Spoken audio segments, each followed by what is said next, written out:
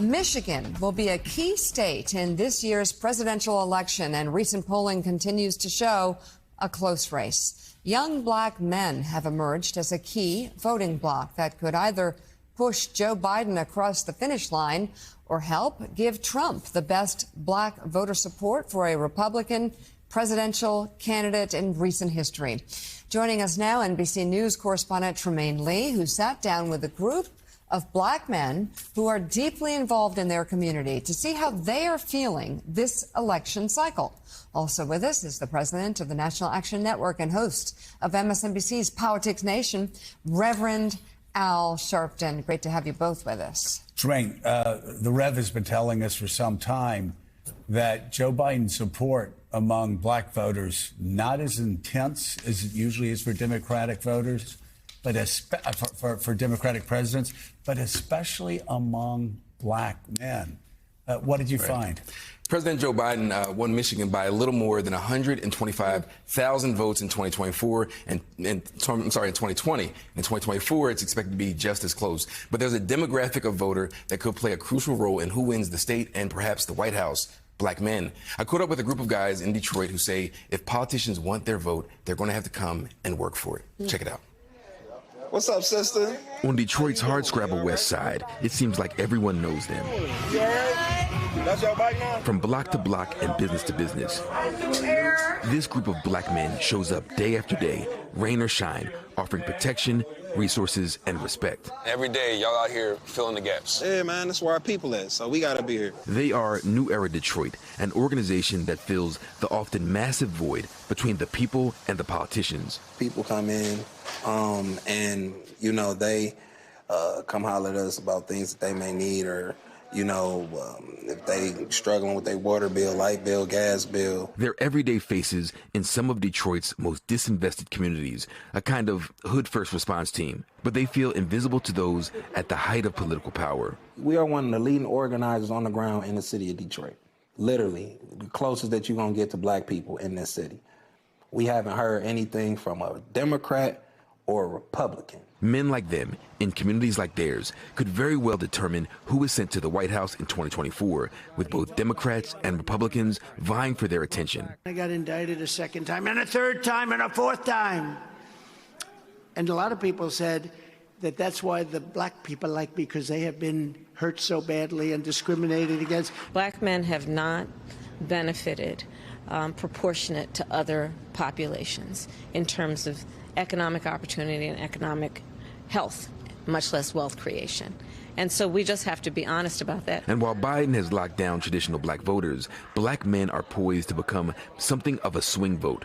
Some polling showing that Trump is on track to capture a larger share of black voters than any other Republican presidential candidate since 1996. Why do you think it's been harder for them to connect to us? They just want to get the votes, and that's it. They don't care about nothing else. People come to our communities and pander for our votes, and we know we ain't never seen this person before, ever. We know it's fake. In recent months, Biden, Vice President Kamala Harris, Donald Trump, and third-party candidate Robert Kennedy Jr. have all made trips to Michigan without visiting the kinds of neighborhoods that New Era works in. You gotta think, man, we live in communities where people, you know, worrying about their next meal, where people worrying about, you know, if they're gonna be able to keep the lights on. We never seen these people. You know what I mean? They're not real people. You know, and then when they come to, you just said, yeah, they come to Michigan and they come to these places, but it's not in our places. Who among you is definitely going to vote? Raise your hand if you're definitely voting in this election. So just one. So you haven't decided whether you're going to vote or not? I'm undecided as of right now. Me and my family, we're Democrats. I don't know who I'm gonna vote for. You know, none of us speak for all black men, but I wonder if the candidates were listening. You know, what would you tell them that black men especially want for our communities? Just want to see you, touch you. Just want to feel your vibe. If you really want the black vote, spend more time in the black community with black people, hearing about their problems. Back on the streets, the brothers of New Era are doing what they do best, and what they say most politicians can't or won't do: showing up for black people in a way they can feel. What's up, bro? So as you saw, just one of those guys, the elder gentleman, definitely is going to vote in the presidential election, and for Biden, actually. But tracking with a generational divide we're seeing among black men and their support and their openness to Donald Trump. We're seeing something that shifts along certainly class lines, gender lines, but also generational lines as well. Tremaine, that is, I mean, it's such an extraordinarily important report. And Rev, again, this is something you've been talking about for some time, that black men are going to be so key in Michigan, especially, as Jonathan was bringing up before, because a lot of Arab Americans may not be there in the numbers that they have in the past supporting Joe Biden. But we always talk about white men, how are white men going to vote? They're the swing voters, et cetera, et cetera. It's not the case this year. A lot of older white men are starting to move to Joe Biden. It is now black men that the Biden-Harris team have to really connect with. Absolutely correct. And I believe that they can. I just don't know why they don't get the message. I think Tremaine's piece is so important because one of the things that was said by one of the men on the piece that I know for a fact is the disconnect between those politicians, black and white, and people on the ground. I remember, and Tremaine remembers this, when I started Politics Nation here, some people in Harlem said, well, he won't be doing the Saturday morning rallies anymore. I still do. I'll be there in the morning. Right. Because you want to be on the ground where the people are. You can't speak for people you don't speak to.